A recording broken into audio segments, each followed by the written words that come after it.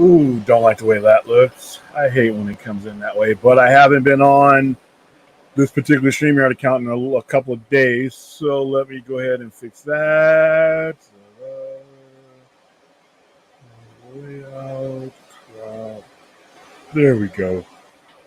Happy last 11 minutes of September 19th, 2023.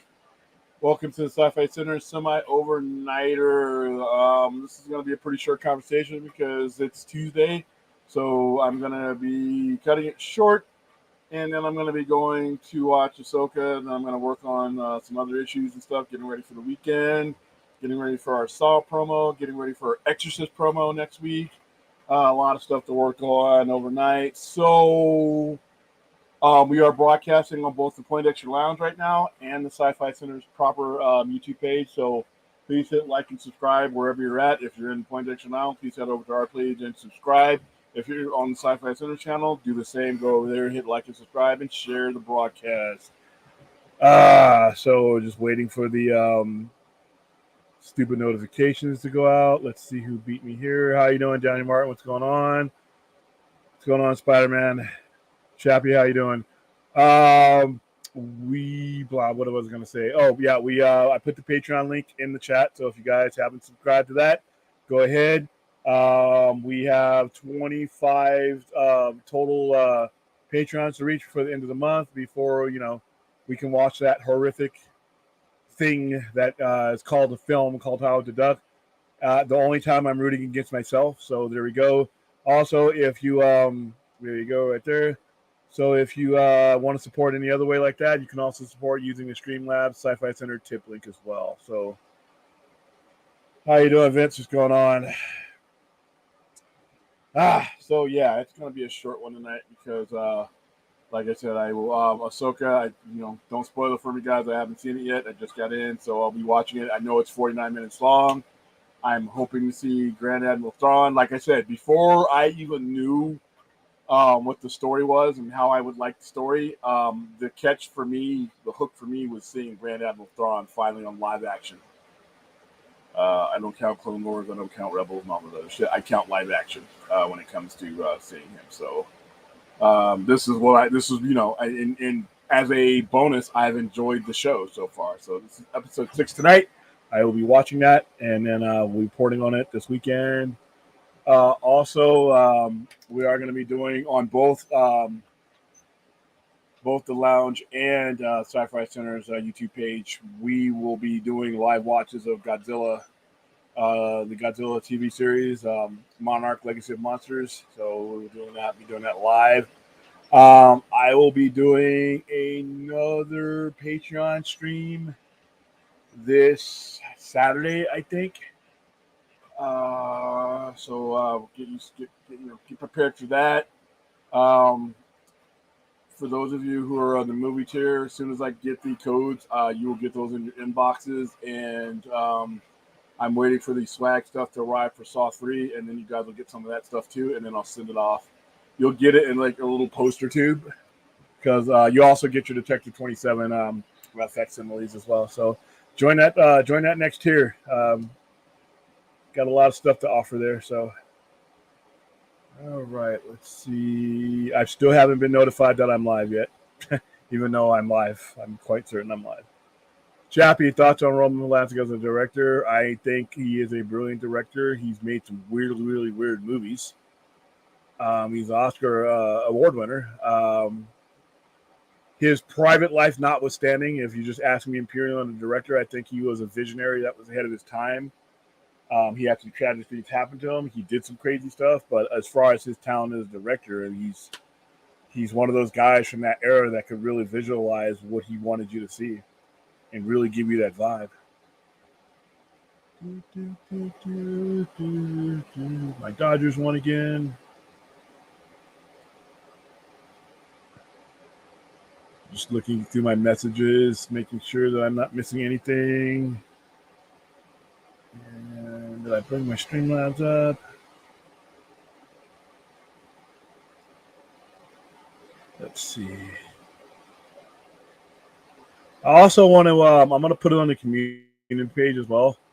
What other things do you guys want to watch on the Patreon streams? I mean, obviously we may, and I say may, be streaming Howard the Duck, but how about some good movies?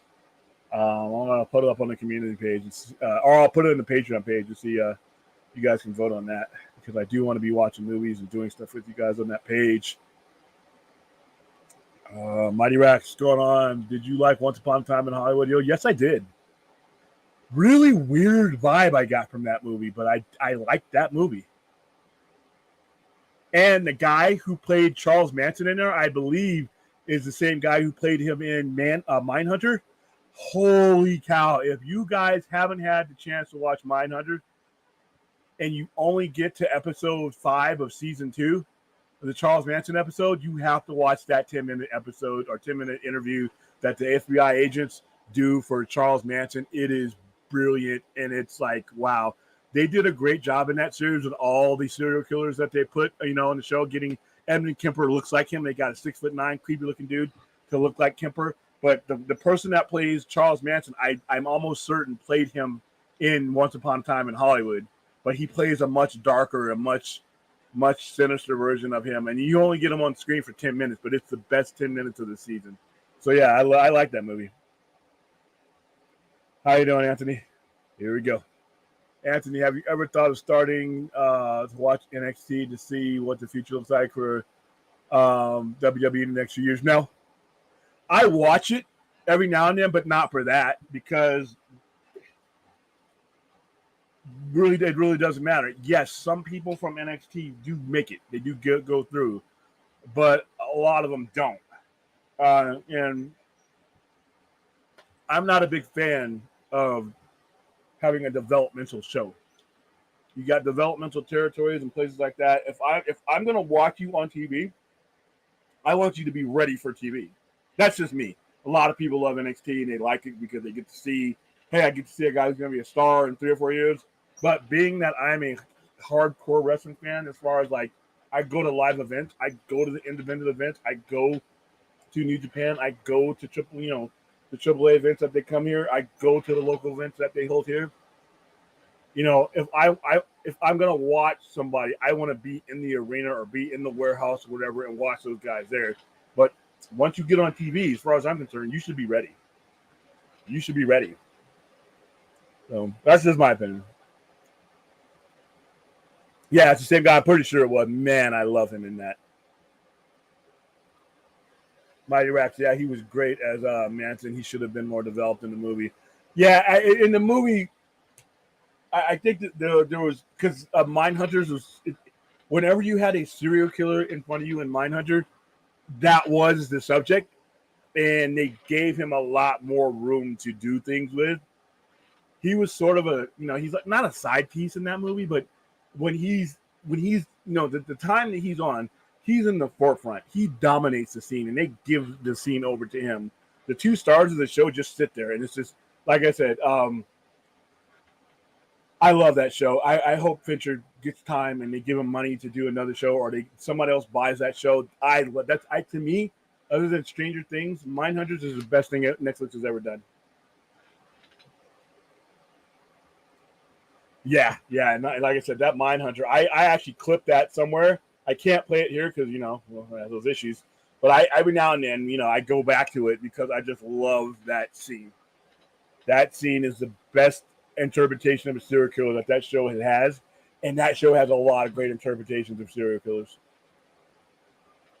Anthony, my question is, how the hell are people able to fall for a girl like Charles Manson? When we watched a documentary of him, he was guys are creaking. You got to realize it's not just him; it's where people are in their lives and what they have, what they need, and how their self-esteem and all kinds of stuff that he filled. Guys like him, cult leaders, filled the void that those people had in their lives. He told them, he made them feel special. He told them that they were special. He told them that, you were bigger than anybody else that are around you. All the people that, had given up on you, I'm not going to give up on you. He became everything that everybody in those people's lives gave up on them on. If they were losers, or if they weren't inadequate, or they'd been told they were inadequate, you now had Charles Manson and people like him telling you how great you are. And that has a huge effect on the human ego. People want to be loved. People want to be told that they're more than what they are.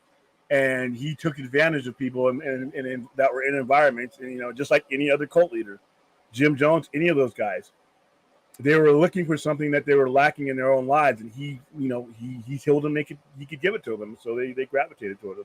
It's tragic. Once Upon a Time in Hollywood is a rare Tarantino movie I still haven't connected with. I respected all the care he took in recreating that time. Oh yeah, that's one of my favorite Quentin Tarantino movies. So, and I love the fact that I'm not a child of the '70s. I was alive, but I was a kid. I was like a really little kid. But it's not like when you make an '80s movies. When I'm watching Stranger Things, I'm literally those kids were my age when that show takes place. So, but when it comes to the '70s, I've watched enough '70s movies of that genre to where I felt that I was right there with him. Polanski directed Chinatown. He directed Chinatown. He won an Academy Award for Powder. He's done Rosemary's Baby. He's done Pirates, which is awful, but yeah, he's got a long list of things. Can't come to the United States anymore because he still has an arrest warrant out for him. But hey, that's another stream. Women don't like us the same way we like them. Okay. I really thought the movie would be more centered around the Manson family and murder. I see. It's a different film in that respect. They are there, but they aren't. It's about an entire atmosphere, more so any one particular person. So that's kind of what I enjoyed about it. But hey, definitely add Snyderverse movies on the list for watch along. Okay, definitely. Although I'm putting together something in December, guys, where, like I said, I'm just going ahead and I'm assuming that we're not going to get a theatrical release of Rebel Moon. So I'm going to do one of two things, or one of several things. I'm going to do a drive-in out in our parking lot, or I'm going to rent a theater from Galaxy Theaters, kind of like we did for Doctor Strange in the Multiverse of Madness and Spider-Man No Way Home. So, or we might do it in our courtyard. But either way, I want to do a gathering of us geeks, and I want to give you enough time to get out here and make plans. But one way or another, either I'm going to be helping promote it on a big screen somewhere, or I'm going to create my own situation where we can watch it. All right, and the sickening part is, as a cult leader like Manson or David Koresh, I read books on them, and apparently they would sexually assault younger people in their cults.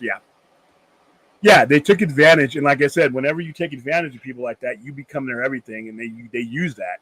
They use that attraction to exploit them, and it's kind of crazy. Once Upon a Time in Hollywood was great, but I read the ending originally was Pitt, DiCaprio, Bruce Lee, and Steve McQueen all together doing a siege on the Manson family. That sounds like some shit Quentin Tarantino would do. That sounds like some Inglourious Basterds thing where he just basically said, "Fuck history. This is what we're gonna do because it's fun." That lines up with Quentin Tarantino. That would have been cool, actually. That'd have been really great. A recent novelization of the movie makes me think there wasn't enough material for a limited series. Possibly. Oh yeah, he's still Midnight Meat. Jeez. Oh, William, is Midnight. Yes, that is worth 1,000.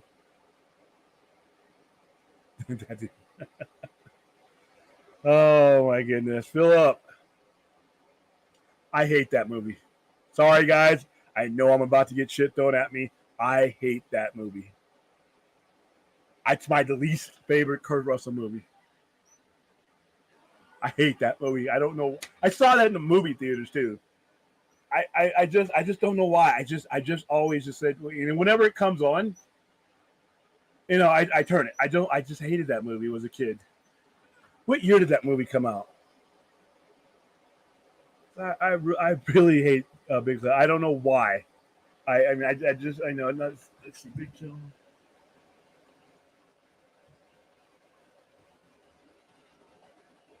All right, Philip.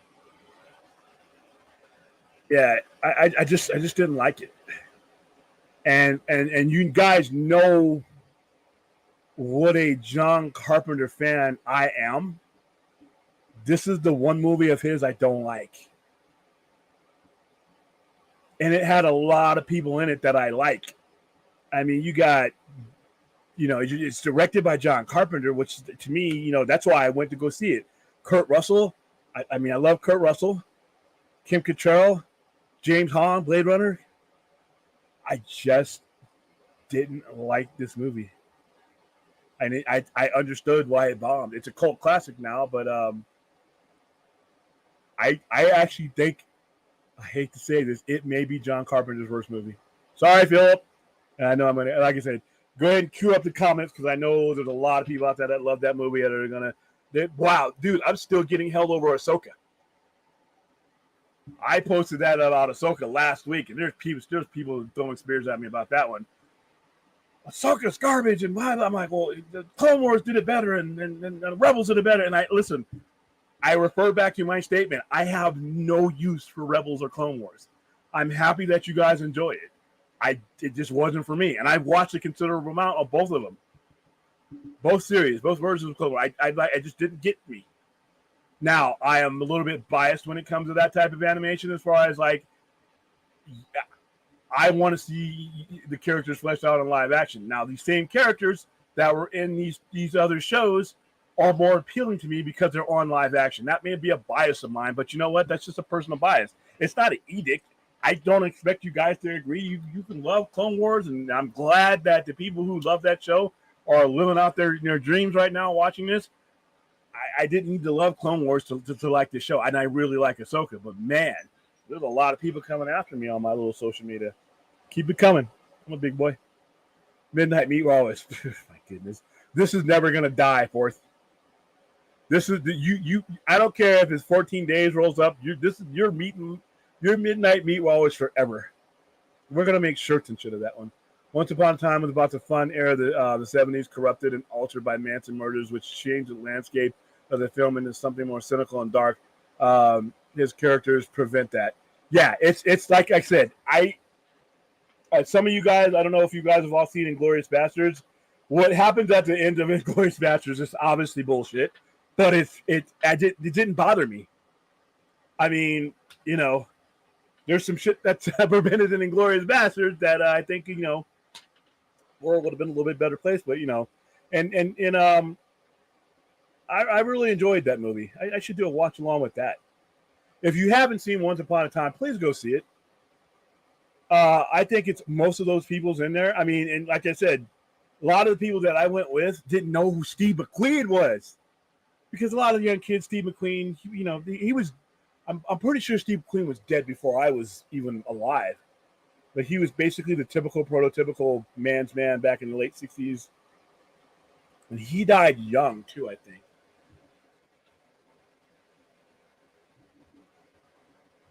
A lot of people only know he's only 50.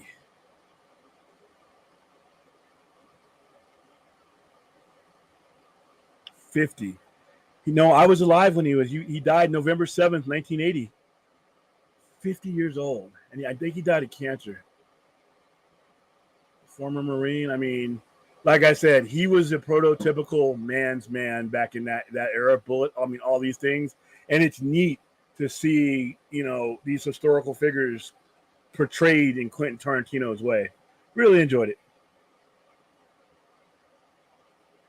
Yeah, man. If you can, like I said, if you can get out to Vegas on December 22nd is when I'm going to do it, hopefully. You know what? Okay. I actually like this. And I know this is going to sound weird because in many ways, Escape from New York is every bit the nonsense. I forgot when I saw Escape from New York. Hold on. When did I saw that in the movies too. See, Big Trouble in Little China was released. I was 12. I was a lot more cynical as a 12-year-old, maybe because of Howard the Duck, than I was when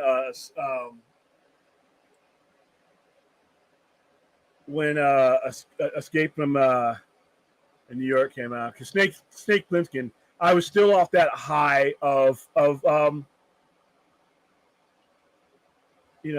see. By the time, so Escape from New York, I was 7. My old man took me to the movies to see that. He had taken me to see a screening of Halloween. I saw The Fog in the movies, and I saw Escape from New York. So my 7-year-old me was into it, and then obviously the next year I saw The Thing, and that changed everything. But like by the time I was 12, it just didn't work for me. Big Trouble in Little China just didn't work for me. So maybe it was because I was 7 when I saw Escape from New York, and I was just it caught in the moment. But I really hate Big Trouble in Little China. Sorry. I will return it for a few times. No, and I'm sending emails. I'm going to send emails to YouTube saying no. I don't know who Fourth 1000 is. I only know Meat. I only know Meat. Yeah, it was 86. Sorry, man. I still have to answer your question you asked me in person about my 5 movies, my 5 science fiction horror movies. Obviously, the Thing, Aliens. I had 2 more, and I forgot them.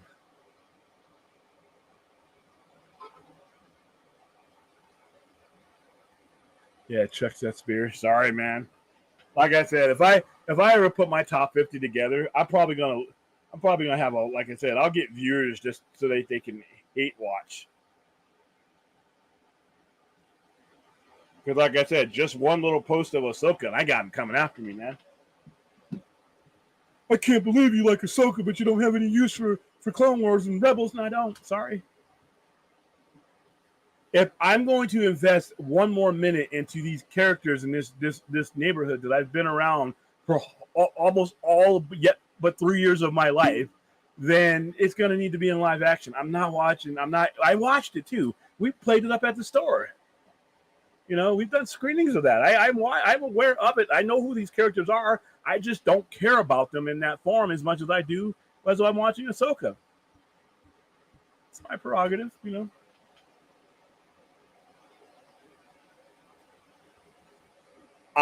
I think she's terrible in the show too, but okay. I mean, I thought she was, you know, I think she's a screw up in the show, but she's not one of the linchpins for the show.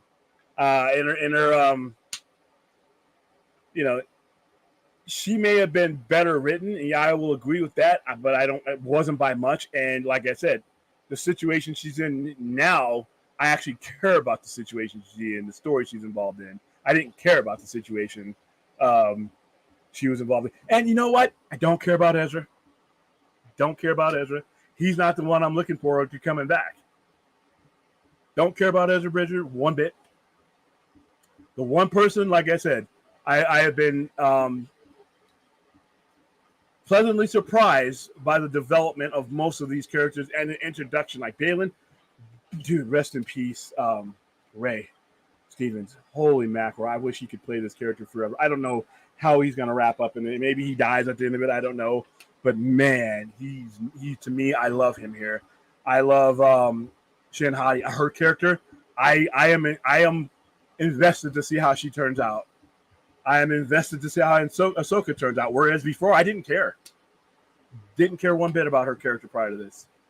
I never wanted to see Anakin Skywalker again.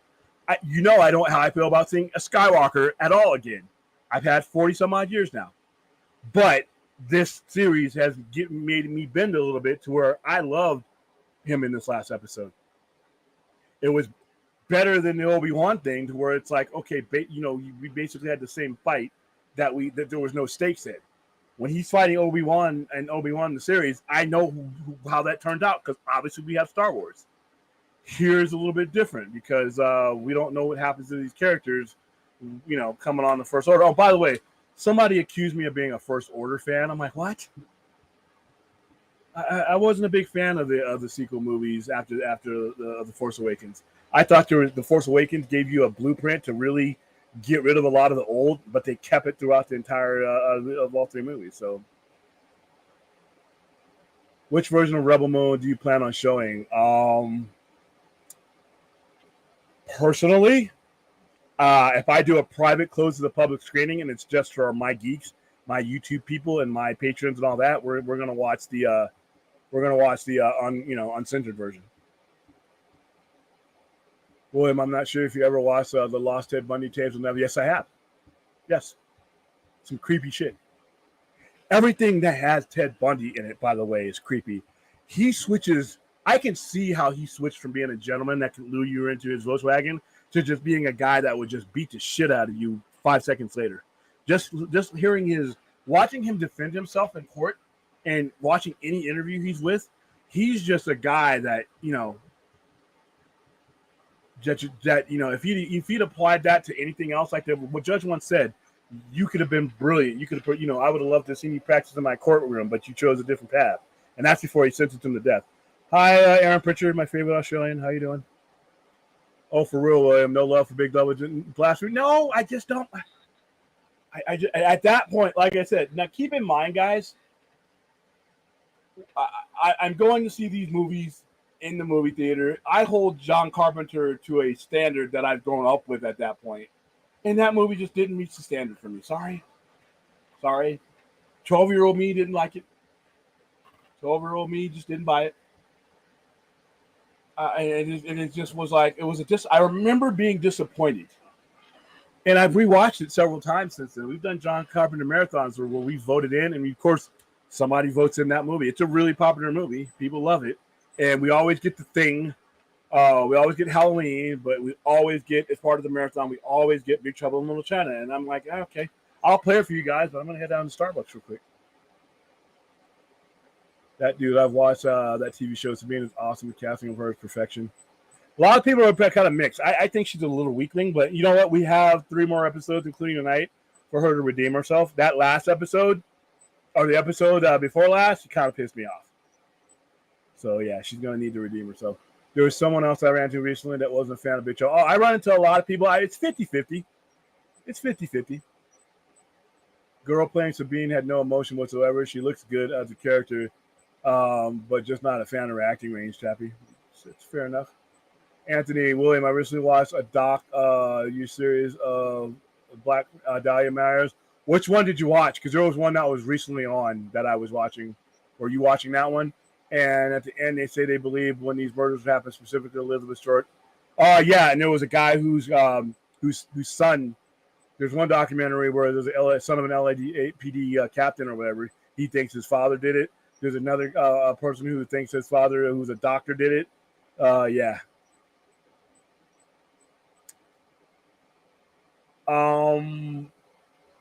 Okay. Question: Addams Family or the Munsters? That's a tough one because I liked them both growing up. Munsters by a hair. Meatman, William, have you watched the movie Tarantino and Rodriguez stole the Once Upon a Time Limited from? You need to watch One Points of Time in the West, Great Western. Have I seen that?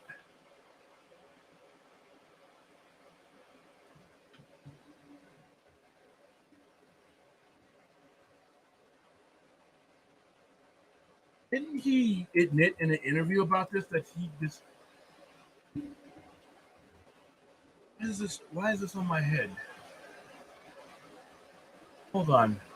You guys are bringing up stuff that it's in the back of my head for some reason. Hold on. I thought he blatantly... Let's pull that. Yeah, Sergio Leone, spaghetti western. Yeah. This movie's influenced a lot, though. 1968. Let's see. Ooh. I'm looking up my old screening. Because I remember this movie. Because we showed this with a double feature. Believe it or not, we showed... what did we show? It was a Dario Argento movie. I don't know if it was Trauma or Be My... it was a Dario Argento. Somebody asked me to do a Dario Argento movie, and he wrote this movie.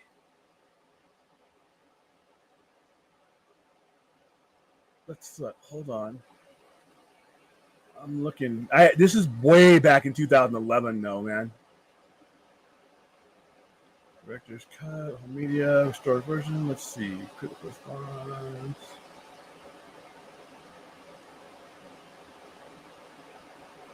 Wait, your list from references. Hold on for a second, because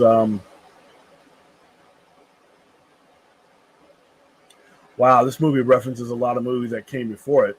But yeah, I did vaguely, because dude, I've only seen most of this movie because I had to go in and out, but this was like 12, 13 years ago. I remember we did this. We did a marathon of spaghetti western. This was back when I had my screening room before my bigger screening room before Netflix really took off and you can get all these movies on digital. We did a spaghetti western. I'm trying to look back because Facebook allows you to go back, but I can't remember if it was part of that. What did we do?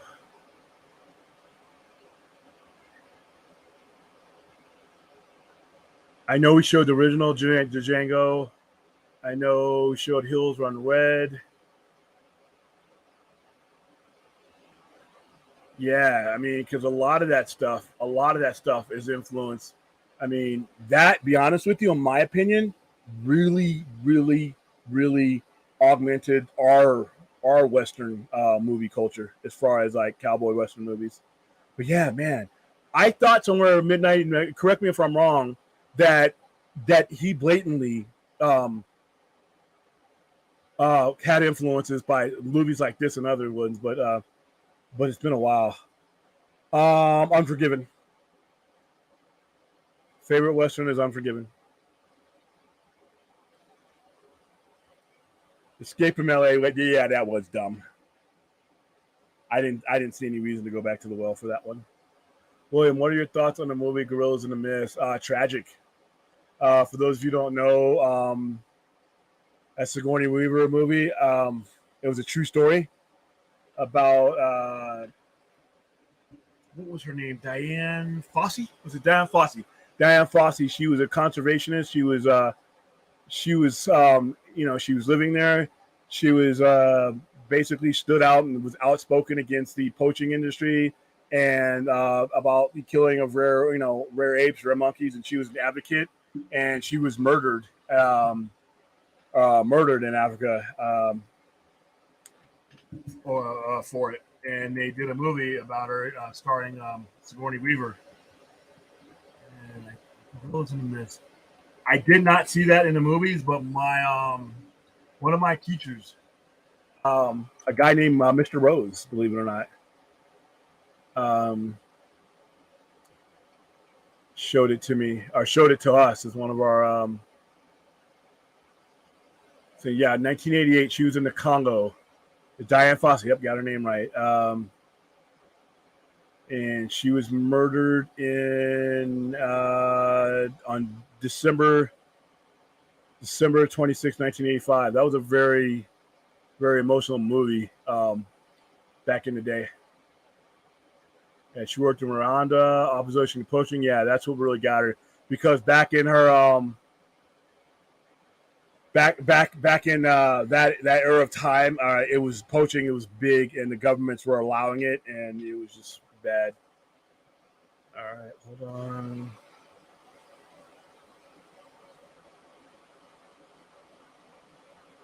Yeah, it ended up being her staff. Well, part of her staff that was in on it. Yeah, I definitely. That was a great movie, by the way. Chappie, dude, Escape from New York is awesome. I also really like Escape from LA, despite it being terrible. It has more than just terrible CGI. But hey, you guys loving these movies? Continue to love them. These opinions are mine. They don't make yours any less valuable. William, what about The Last Dragon and Bruce Leroy? Show enough. The answer determines everything. No pressure. Okay. I got mixed emotions about this movie. The Last Dragon is goofy as hell as that movie is. Stick with me here. It's a legit kung fu movie. It's like a spoof of the 70s stuff. It's kind of like our Blackula for kung fu movies, but it's a legit kung fu movie. So I can't really. It's cheesy as hell, and I will never forget. DeBarge, that song, to the beat of the rhythm of the night, you can get it on. And it had a cool ass soundtrack. But show enough, dude, you look in the 70s and see every antagonist in every kung fu movie. That's show enough, man. And every hero in every 70s kung fu movie, that's Bruce Leroy, literally named after Bruce Leroy. So it was sort of a spoof, but I couldn't annihilate that movie like I would these days because it was a legit kung fu movie for me at the time. So I dug it. I dug it. Midnight Meat Walrus. Even when you're back to being fourth 1,000, you're still going to be meat right up to me. Aliens is a damn near perfect movie. Only flaw there isn't a shot of the Marines shooting aliens in the same frame. It's always firing off screen, which kind of kills it. I have to disagree simply because there was something about the cinematography. You knew they were all around you. And the fact that they're shooting all around them off screen randomly sometimes, that gave me, I understand what you're saying cinematography wise, because that's how you see it sometimes. But for me, just the fact that didn't matter. You didn't need to see the cameras. Once you saw those walls moving and you realized that the walls were aliens, that's all you needed to see. You knew they were all around you, and the terror of not being able to see them was dude, that movie to this day is just one of the just great. I mean, James Cameron can make every chick flick and rom com he wants, or Titanic and all that. He will always be in my book and the pantheon for Terminator 2, Terminator 1, and Aliens. You know how hard it is to make a sequel to an epic like that and do it well. It doesn't happen very often. You can probably count them on one hand. So, all right, Daniel Martin, member for 14 months. William, who's the master? Show enough. Thank you for being a member for 14 months. I believe it's going to be the 4 points of showdown because I don't have the member thing up yet, so I know it's the point of showdown. So, on behalf of Enosh and the point of showdown, thank you for being a member for 14 months. I bet it's Django. What do you bet? Are you asking me? Hold on. Oh, my favorite Western? No. Django is like right there though. Django is my favorite Quentin Tarantino movie. If you were talking about Unchained, I have a hard time watching Django, even though I love it. Same reason I have a hard time watching 12 Years a Slave. Those people who are in those roles do such a great and brilliant job in their roles. I want to choke people. I wanted to beat the shit out of Leonardo DiCaprio. I wanted to gouge Samuel L. Jackson's eyeballs out in that performance. They did so well. There's always going to be a Candyland. And I'm like, oh. And then in this scene where Jamie Foxx gets him and he gets everybody at the end, I stood up in the theater, and me and a whole bunch of people, when obviously he's using terminology. He drops a lot of N-bombs in there, but they're well placed. And the one where he says, Stewart's like, I count 6 bullets, blank. And then Django says, I count 2 guns, blank, and then blasts him. And he shoots him in the leg and just leaves him there to blow up in the house. And you just hear Samuel L. Jackson screaming, "There's Candyland, Blake. There's always going to be a Candyland. They're going to catch." I mean, it was just so offensive, but it was great.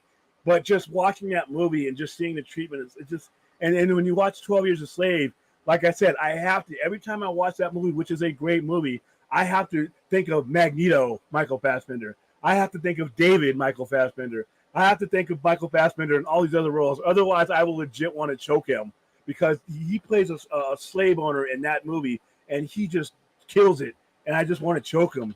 So the Django, oh man, I've always said the Django since I was a kid. Even though I've heard people say Django, I always say the Django. But yeah, that's right behind Unforgiven. But I think Unforgiven is the greatest Western ever made. All right. That dude, I disagree. Kenan Shipka is amazing. Great look at it. But hey, everybody, this is the thing. We can be talking about the same movies and have seen them a different way. Yeah, I'm probably gonna do that. Depending on how, and if it's long, then I'll have to rent the theater for longer. Wow. Aztec, Big Trouble in Little China is a classic, one of my top 5. Oh, wow. Hey, you know what? More power to you. Yeah, I hope I get an advanced screening of Creator, because I really want to see that. William, what are your thoughts on the movie Rear Window and the original Strangers on the Train? Are we talking? So you're talking about Hitchcock? Or Rear Window? There's which version? If you're talking about Hitchcock, it's a classic. Strangers on a Train. I don't think that Strangers on a Train.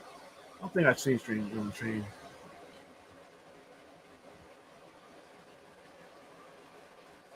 Yeah, that's the one. That's one of the few Hitchcock movies I have not seen.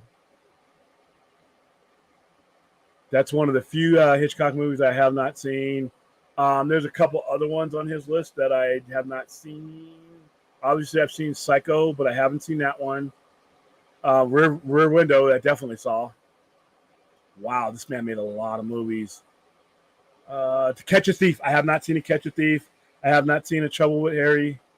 I've seen Dial M for Murder. Vertigo, I've seen. I've actually, North by Northwest is one of my favorites. Psycho, The Birds is one of my favorites. There's a lot of Hitchcock movies I haven't seen. Stage Fright I saw. Dude, this cat, holy cow, how many movies he made. He had a long career, and a lot of it took place before movies. He did a lot of silent movies, too. Because his movies, if you look at his page, is split up between sound movies and silent movies. How you doing, Larry? It's the Midnight Meat first, yeah.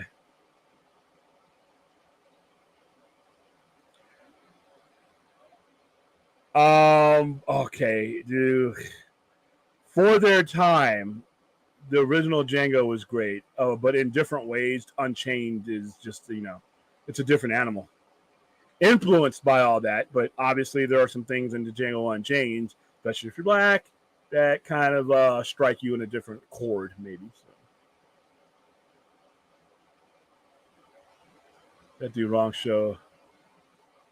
Okay, you got to sit down and watch One Upon a Time in the Old West. The soundtrack is phenomenal. Dude, it's been we might do that when you're down here next time. To be honest with you, I don't mind watching it. It's just been a really long time, and I don't remember a lot of the details because we showed no shit. We showed 12 spaghetti westerns that day. We started at 10 a.m. on a Saturday morning, and we went all the way to like 2 a.m. on a Sunday morning.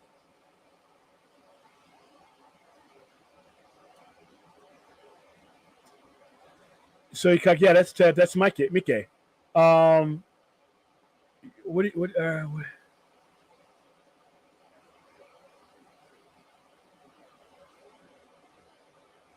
Are you okay, Philip? Are you asking me about the original Django versus Django Unchained, right? You guys got to help me out here, man. So I've seen a lot of movies, and no, I don't remember all of them. Unforgiven is the best beginning end. Yeah, that's my opinion. Unforgiven is my number 2 favorite Western. I try to get into the Wild Bunch, but it's a bit slow. The new True Grit, the one with what was it? Bridges. Is it Jeff Bridges or Bo Bridges in it? For me, the 2 greatest Westerns are 310 to Yuma and Tombstone. Tombstone's a really good movie. I think that might be one of Val Kilmer's best movies.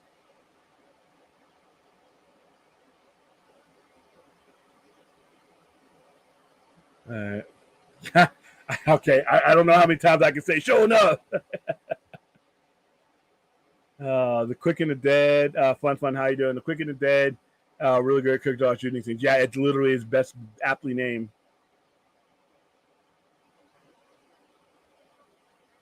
All right, let's see. About to wrap it up here soon because I'm gonna watch Ahsoka, eat my food, and best line in the Django's from Samuel Jackson. Yeah, and that scene you mentioned. Oh, sweet Jesus, help me kill this blank. Samuel L. Jackson is underrated in that movie. I mean, and he's become a meme now. I mean, when you see, like, obviously, without going into the offensive terminology, for his time and era, he was, Stewart is considered a house blank. And whenever there's somebody that social media thinks is one of those, you see Stewart and you see him as that character, and it's kind of funny. And I'll leave it out there. All right, Libertine 40. I love Big Trouble. Hey, you know what, you guys? For all of you who love that movie, like I said, I'm not knocking you for loving it. It just didn't appeal to me. It's my least favorite John Carpenter movie. But like I said, all film is subjective. I've literally sat in the same film in the same theater with people, and we walked out with different tastes in the movie. So that's cool. That's cool. I mean, it just didn't get me, you know. I hope not. I haven't heard of that. Isn't Legendary Pictures remaking Faces of Death? I hope not, because you know what the appeal of Faces of Death was when I was a kid? You thought it was real. I mean, some of them, I guess, were. I don't know, but when you watch it, like the monkey, oh man, I think I threw up when I watched them kill the monkeys, and then I heard it was fake, and I heard it was all fake. But you really don't have a need for Faces of Death now. You've had Eli Roth pretty much do all that stuff to people on screen. And if there's no illusion that it's real, then a lot. Like I said, we would be talking in school. Oh, did you see Faces? Because we weren't supposed to be watching that as kids, but we found ways. You see that when they did that, when they did this, and that, and then like as kids, we were like, it's all real. Anything you showed us had to be real, right? And then as I grew older, I'm like, okay, wait a minute, So I don't think you need a Faces of Death right now, unless you're gonna spoof it or something. I don't know. William, by chance, are you going to do an episode by episode? Yes, I'm going to do a review. I don't know if I'm going to do a full show review. I know we will include it in the Saturday night show, but I am going to be doing live watches of it. So I haven't decided yet. Originally in Django, Jonah Hill role was different. He purchased Django's wife and lost her, and a car came to DiCaprio, who goads him into a duel and is killed. DiCaprio takes her to Candyland. Every time I think of Candyland, I think of Samuel L. Jackson screaming it. This is Candyland, Blake. We've been here for 100 years. We're always going to be here. I love that movie. In Search of Darkness, 90s horror film documentary is being made currently. Can't wait for that to be released. It's like all three and in Sci-Fi 1 and Search of Tomorrow. Okay. Keep me posted. I think he's great. I wish his career hadn't been cut short, but I'm glad he survived cancer. Val Kilmer, as for being a big star, I think he for the movies his catalog he's been in, he's kind of underrated. I think he's great in Tombstone. I think that might be his best movie. I loved him in Top Gun. I loved his character in this Top Gun Maverick. And he's in out of the three, out of those four Batman movies that came out in the 90s, he's in my favorite one. I love Batman Forever.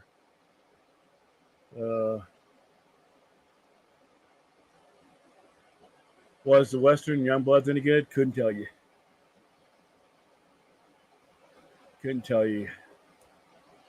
Youngbloods. Let's look that up. There's a lot of stuff you guys are bringing up that.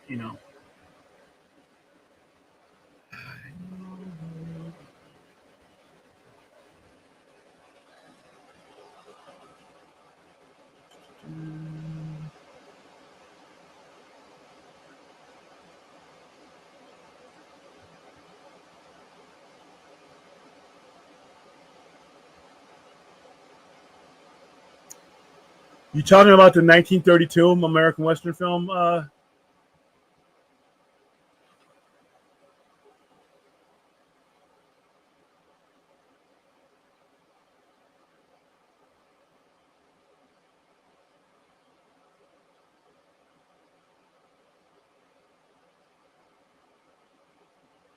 me know if that's the one you're talking about, Fourth. The Salt and Seed? Pretty good one. Young Guns is a great Western. I really enjoyed both of those. Anthony William, do you like any of the old Westerns from Frank Sinatra or Dean Martin, like Ray Grant? Not really. I didn't start really getting attracted to Western films until I got introduced to the Sierra, Sergio Leone stuff and the spaghetti Western stuff, and how it influenced, and then when I was in high school, I took film classes and I learned a lot about, and then I started to merge my influence as far as like watching, Japanese and Korean and all the directors, and then watching a lot of the influences that a lot of spaghetti westerns got from them. So that's how I stumbled upon it. But those previous stuff, I just wasn't in it.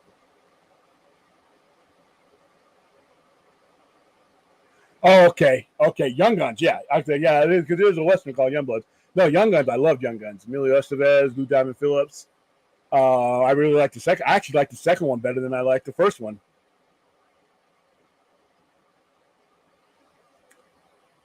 You know what? There's a lot of guys, when they're at the top of their game that are hard to work with. I'm pretty sure that they debunked a lot of those. Let me look this up because I haven't referred. Because like I said, back in the day, Faces of Death was a big deal, but we didn't have the internet shit. There's scarier shit on YouTube than there is on Faces of Death. Most of the stuff on YouTube is real. You can age restrict that crap. All right, Face of the Death. All right, later released as the original Face of Death is a 1978 Mondo horror film, written and directed by John Allen Schwartz, credited with the pseudonyms Conan LeClaire and Alan Black, respectively. The film, shown in a documentary-like style, centers on a pathologist, Francis B. Gross, played by actor Michael Carr. Okay, that's not a good sign for it. I'm being real. The narrator presents the viewer with a variety of footage showing different gruesome ways of dying in a variety of sources. Some of the most iconic scenes were faked for the film, while most of the film is pre-existing video footage of real deaths. So yes and no, or deaths on the aftermath of death. Faces of Death received generally negative reviews, but it was a huge success at the box office, reportedly grossing $35 million for 1978. That's buku bucks. It gained a cult following and is eventually deemed artistically significant to film, and also spawned several sequels. The first of which, Faces of Death is 2. Faces of Death is what am I? Faces of Death 2 was released in 1981.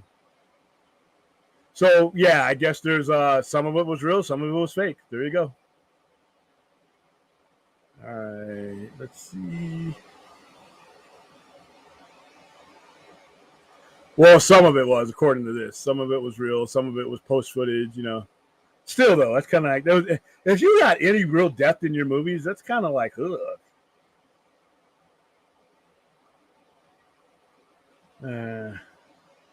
I'm gonna make an original Places of Death by directed by Midnight Meat Walrus. All right.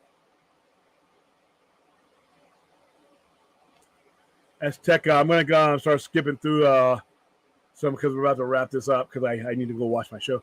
Danzig, Suicidal Tendencies, Behemoth, Midnight, and Twin Temple this Saturday in Ontario, California, Toyota Arena. Ooh, Suicidal Tendencies is still at it, man. Get on them.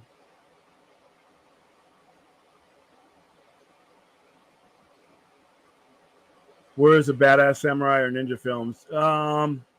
Like American Ninja, shit like that. Lone Wolf McQuaid is considered a Western. Chuck Norris and Lee Van Cleef. I consider it a Western. I don't know if it is officially categorized as a Western. Let's look.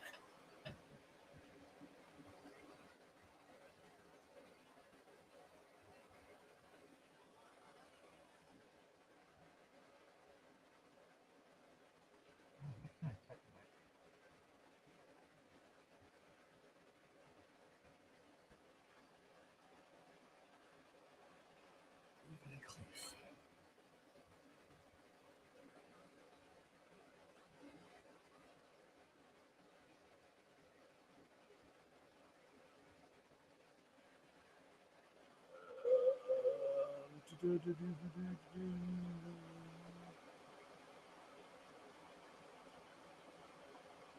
see. I'm looking up.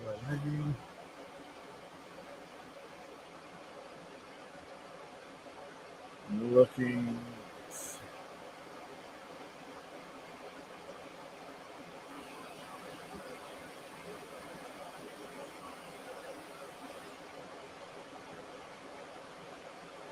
Wow, he's in a lot of Western. I'm looking up. I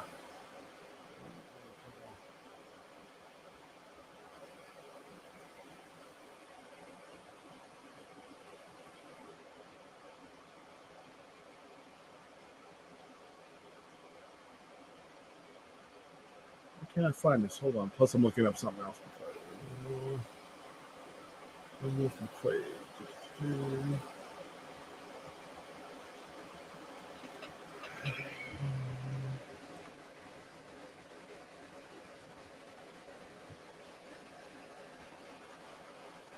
All right, Lone Wolf McQuaid. I remember seeing this. Wow, I saw this like because my dad took me to see this. He loved David Carradine from Kung Fu. So, yeah, it's considered a western. Definitely considered a Western. All right.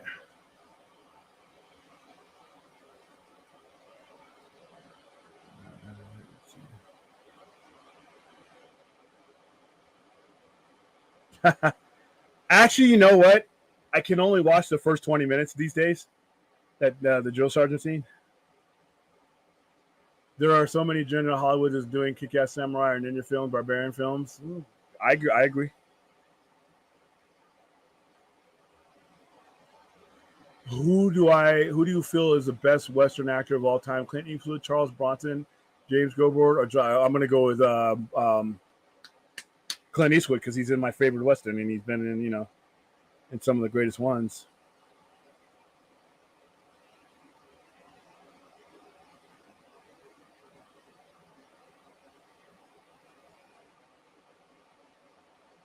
Midnight Meat Death. Oh my goodness. American Ninja 2. After 1 and 2, they had like 4 or 5 of them. It got kind of crazy. Oh, I just wanted a Pepsi. All right. Which one? The original or the remake, Chappie? Well, thoughts on Dr. Murrow? Dr. Murrow.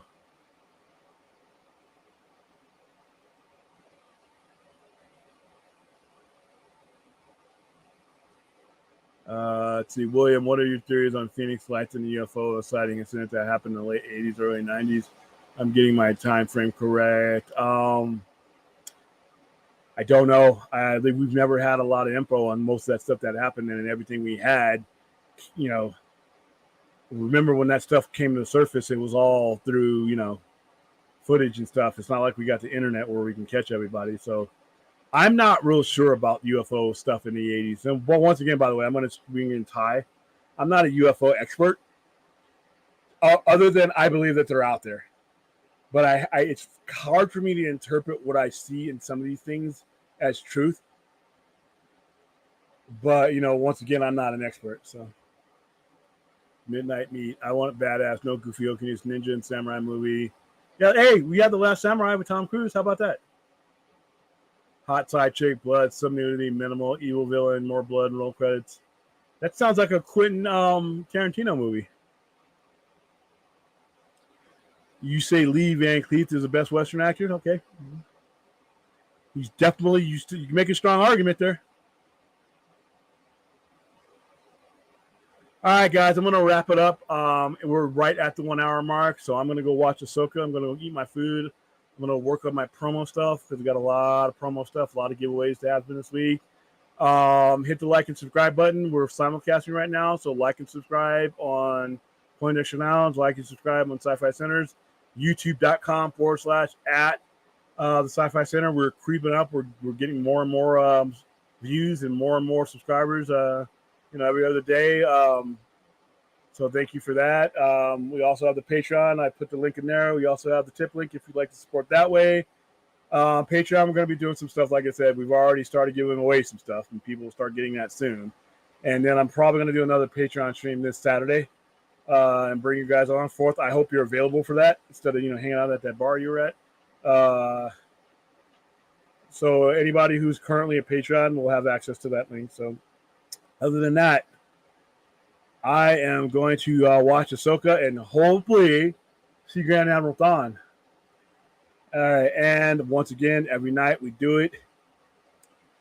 You never know who you're talking to. I know who I'm talking to currently in the chat, but I never know who's going to read this, what time of day they're going to read this, what time of night they're going to read this. And I know it seems repetitive. Why is he showing that blue screen all the time? Why is he showing these 3 numbers all the time? We got it, William. We understand. You know what? I'll show it every stream that I can. I'll take the risk that you get annoyed from seeing it first than ever take the risk that you don't understand or know that you have a resource that you can call with 3 button hits on your phone. So here it is, 988 Suicide and Crisis Lifeline, 24/7. Call, text, chat. If you need it, use it. Hopefully you never need it. But guess what? Just like every tool we have in our toolbox, 90% of them we don't use, but whoa, when we need them, we want it to be there. All right, guys, have a good night. I will see you tomorrow night, roughly around the same time. And I'll let you know what I think about this episode of Ashoka and other things. Until then, in the great words of the Maury Povich, I think it was Maury Povich who said that. Until next time, America.